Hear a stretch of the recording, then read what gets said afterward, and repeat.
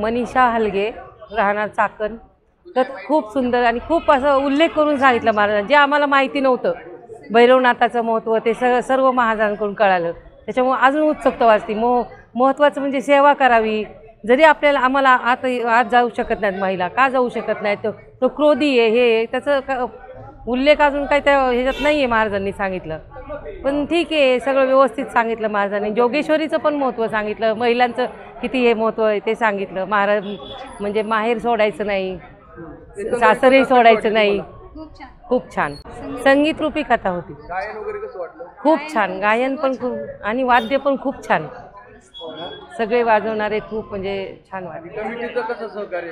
कमिटीचं खूप सहकार्य आहे, गावकीचं पण खूप सहकार्य आहे. ग्रामदैवत आहे ना हे. काय वाटतं तुम्हाला अशा कथेविषयी? अशी कथा व्हावी आणि व्हाव्यात, ह्याच्यातून माहिती मिळते सगळी. नुसतं आम्ही येणार जाणार म्हणजे ते काही हे होत नाही ना. भैरवनाथांच्या नावानं चांगलं.